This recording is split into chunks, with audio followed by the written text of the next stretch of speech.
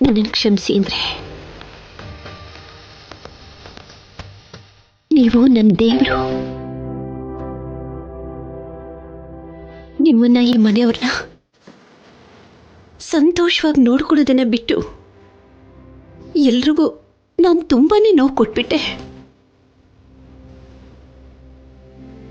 ನಿಮ್ಮ ತಂಗಿನ, ನಿಮ್ಮ ಸೋದರಳಿಯನ್ನ ನಾನು ಮನೆಯಿಂದ ಹೊರಗಡೆ ಕಳಿಸಿದ್ದಕ್ಕೆ ನೀವು ಎಷ್ಟು ಬೇಜಾರು ಮಾಡ್ಕೊಂಡಿರ್ಬಹುದು ಅಂತ ನನಗೆ ಅರ್ಥ ಆಗುತ್ತೆ ರೀ. ಆದ್ರೆ ಆ ಚಾರು ಮನೆಯವರು ನಮ್ಮ ಆಸ್ತಿಗೋಸ್ಕರ ಚಾರುನ ಸೀನು ಕೊಡಬೇಕು ಅಂತ ಮುಂದೆ ಬಂದಿದ್ದಾರೆ ಅನ್ನೋದನ್ನ ಪದ್ಮನ್ಗೆ ಅರ್ಥ ಮಾಡಿಸ್ಬೇಕು ಅಂತ ಅವ್ರನ್ನ ಹೊರಗಡೆ ಕಳಿಸ್ದೆ. ನೀವೇ ನೋಡಿದ್ರಲ್ಲ, ಸೀನು ಈ ಮನೇಲಿದ್ರೆ ಮಾತ್ರ ಚಾರುನ್ ಕೊಟ್ಟು ಮದುವೆ ಮಾಡ್ತೀನಿ ಅಂತ ಹೇಳಿದ್ರು. ಇಲ್ಲದೆ ಹೋದ್ರೆ ಈ ಸಂಬಂಧನೇ ಬೇಡ ಅಂತ ಹೇಳ್ಬಿಟ್ರು. ಆ ಗೌರಿನೂ ಅಷ್ಟೇ ತುಂಬಾ ಚಾಲಾಕಿ ಕಣ್ರಿ. ತುಂಬಾ ಬುದ್ಧಿವಂತಿಕೆಯಿಂದ ಚಾರುನ ಸೀನು ಹಿಂದೆ ಚೂ ಬಿಟ್ರು ಅಷ್ಟೇ. ಪಾಪ ಕಣ್ರಿ, ನೀವು ಮಾತು ಕೊಟ್ಟು ಪೇಜಿಗೆ ಸಿಕ್ಕಾಕೊಂಡ್ರಿ. ನಿಮ್ಮನ್ನ ಇಕ್ಕಟ್ಟಿನಿಂದ ಬಿಡಿಸೋದಕ್ಕೆ ಪದ್ಮನ್ನ ಹೊರಗಡೆ ಕಳಿಸ್ಬೇಕಾಗಿ ಬಂತು. ಪಂಚಾಯಿತಿ ಕರ್ಸೋ ಹಾಗೆ ಮಾಡಬೇಕಾಯ್ತು. ಕೊನೆಗೆ ನೀವು ಕೊಟ್ಟ ಮಾತನ್ನ ಹಿಂದಕ್ಕೆ ಪಡೆಯೋ ಹಾಗೆ ನಾನು ಮಾಡಿದೆ ಅಷ್ಟೇ. ನಾನು ಹೀಗೆ ಮಾಡಿದ್ರಲ್ಲಿ ಏನು ತಪ್ಪಿಲ್ಲ ಅನ್ಕೋತೀನಿ. ಅಬ್ಬ ಸದ್ಯ ದೇವ್ರ ದಯದಿಂದ ಎಲ್ಲ ಒಳ್ಳೇದೇ ಆಯ್ತು. ಇನ್ನು ಮುಂದೆ ಆ ಚಲಪತಿ ಮನೆಯವರಿಂದ ಎಂಥ ಸಮಸ್ಯೆಗಳು ಬರೋದಿಲ್ಲ. ನೀವು ಅಷ್ಟೇ ಕೊಟ್ಟ ಮಾತಿಗೆ ಕಟ್ಟಿಬಿದ್ದು ನಮ್ಮ ಸೀನು ಚಾರು ಮದ್ವೆನ ಮಾಡಬೇಕು ಅನ್ನೋ ಅವಶ್ಯಕತೆ ಕೂಡ ಇಲ್ಲ ರೀ.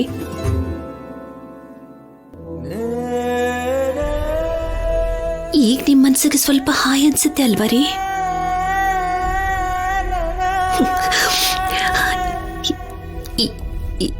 ಈಗ್ಲಾದ್ರೂ ನೀವು ನನ್ನನ್ನು ಕ್ಷಮಿಸಿದ್ದೀರಿ ಅಂತ ಒಂದೇ ಒಂದು ಮಾತು ಹೇಳ್ಬಿಡಿ ಅಂದ್ರೆ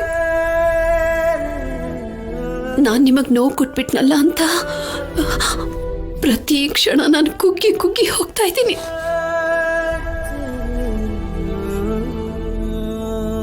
ನಿಮ್ ತಮ್ಮಯ್ಯ ಅಂದ್ರೆ ಒಂದೇ ಒಂದು ಸಾರಿ ಹೇಳಿ.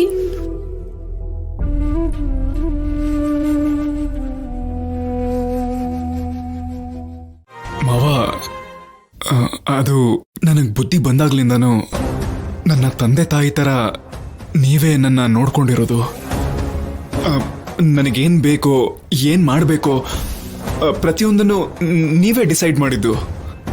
ನಾನು ಇಲ್ಲಿವರೆಗೂ ಯಾವುದೇ ಕಷ್ಟನೂ ಅನುಭವಿಸದೆ ಬೆಳೆದಿದ್ದೀನಿ ಅಂದರೆ ಅದಕ್ಕೆ ಕಾರಣ ನೀವೇ ಮಾವ. ಆದರೆ ನನಗೆ ತಪ್ಪು ಅಂತ ಗೊತ್ತಿದ್ರು ಕೂಡ ಆದ್ಯನ್ನ ನನ್ನ ಕೈಯಲ್ಲಿ ಪ್ರೀತಿ ಮಾಡದೇ ಇರೋಕ್ಕಾಗಲಿಲ್ಲ.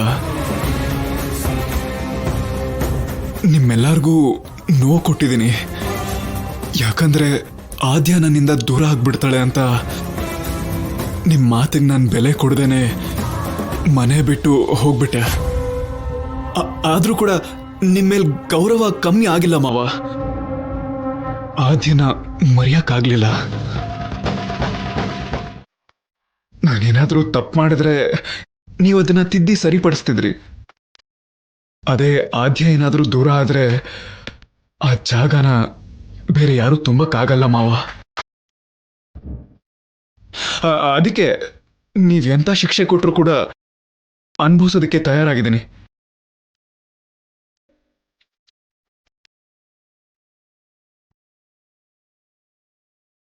ಆದ್ಯನ್ಗೋಸ್ಕರ ಹೋಗ್ಬೇಕು ಅನ್ಕೊಂಡೆ. ಅವಸರಪಟ್ಟು ಚಾರು ಜೊತೆ ನಿಶ್ಚಿತಾರ್ಥ ಆಯ್ತು. ಆದ್ರೆ ಈಗ ಮದ್ವೆ ಕ್ಯಾನ್ಸಲ್ ಆಯ್ತಲ್ಲ. ನಾನು ಆದ್ಯನ ಪ್ರೀತಿಸ್ತಿರೋ ವಿಷಯ ಎಲ್ರಿಗೂ ಗೊತ್ತು. ಇವಳು ಕೂಡ ನನ್ನ ಪ್ರೀತಿಸ್ತಿದ್ದಾಳೆ ಮಾವ. ಹೇಳು ಹೇಳು ಹೇಳು. ದೊಡ್ಡಪ್ಪ,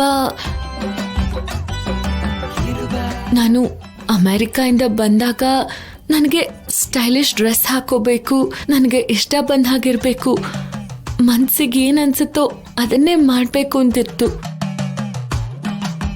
ಆದರೆ ಇಲ್ಲಿ ನಿಮ್ಮನ್ನ ನೋಡಿದ್ಮೇಲೆ 4 ಜನರ ಮುಂದೆ ಹೇಗ್ ಬದುಕಬೇಕು, 4 ಜನರಿಗೋಸ್ಕರ ಏನ್ ಮಾಡ್ಬೇಕು ತಿಳ್ಕೊಂಡೆ. ಇಲ್ಲಿರೋ ಪ್ರೀತಿ ಅಭಿಮಾನ ತಿಳ್ಕೊಳ್ಳೋದಕ್ಕೂ ಮುಂಚೆ ನಾನು ಚೆನ್ನಾಗೇ ಇರ್ತಿದ್ದೆ ದೊಡ್ಡಪ್ಪ. ಫೀಲ್ ಎಲ್ಲಿ? ಈಗ ಹೇಳಿದ್ರೆ ನಿಮ್ ದೊಡ್ಡಪ್ಪ ಮದುವೆಗೆ ಒಪ್ಕೊಂಡ್ ಹಾಗೇನೆ. ಯಾರ್ ನಾನು? ದೊಡ್ಡಪ್ಪ. ಅದು ಪ್ರೊಸೀಡ್. ಆದ್ರೆ ಯಾವಾಗ ಎಲ್ರ ಬಗ್ಗೆ ಯೋಚನೆ ಮಾಡಿದ್ನೋ ಆಗ ನೋವುಗಳು ಶುರುವಾಯ್ತು. ಸೀನು ಕೂಡ ಆಗ್ಲೇ ಪರಿಚಯ ಆದ. ಪ್ರೀತಿ ಅಂತ ನನ್ ಹಿಂದೆನೆ ಬಂದ. ಸಾಕಾಗ್ತಿಲ್ಲ, ಸ್ವಲ್ಪ ಸೆಂಟಿಮೆಂಟ್ ಜಾಸ್ತಿ ಮಾಡು. ಈಗ ಹೇಳು. ಆದ್ರೂ ನಮ್ಮನೆ ಗೌರವದ ಬಗ್ಗೆ ಯೋಚನೆ ಮಾಡಿ ನಾನು ಒಪ್ಕೊಳ್ಳಿಲ್ಲ ದೊಡ್ಡಪ್ಪ. ಕೊನೆಗೆ ನಾನು ಮದ್ವೆ ಮಾಡ್ಕೊಳ್ಳಿಲ್ಲ ಅಂದ್ರೆ ಸತ್ತೋಗ್ತೀನಿ ಅಂತ ಹೆದರಿಸ್ದ. ಅವಾಗ ಒಪ್ಕೊಂಡೆ. ಅದು ಕೂಡ ಪ್ರೀತಿಸಿರೋ ಮಾತು ನಿಜಾನೇ ಅಂತ ಹೇಳ್ದೆ. ಮದ್ವೆ ಮಾಡ್ಕೋಬೇಕು ಅಂತ ಅನ್ಕೊಳ್ಳಿಲ್ಲ ದೊಡ್ಡಪ್ಪ. ಯಾಕೆ ಅಂದ್ರೆ ಅಷ್ಟೊತ್ತಿಗಾಗ್ಲೇ ಸೀನು ಚಾರುಗೆ ಎಂಗೇಜ್ಮೆಂಟ್ ಆಗೋಗಿತ್ತು. ಅದೇ ಮಾವ, ಹೇಗೋ ಈಗ ಆದ್ಯ ಕೂಡ ನನ್ನ ಪ್ರೀತಿ ಮಾಡ್ತಾಳೆ ಅಂತ ಹೇಳಿದ್ಲಲ್ವಾ. ಇನ್ನು ನಮ್ಮ ಮದ್ವೆನ ನೀವೇ ಮುಂದೆ ನಿಂತು ಮಾಡಿಸ್ಬೇಕು.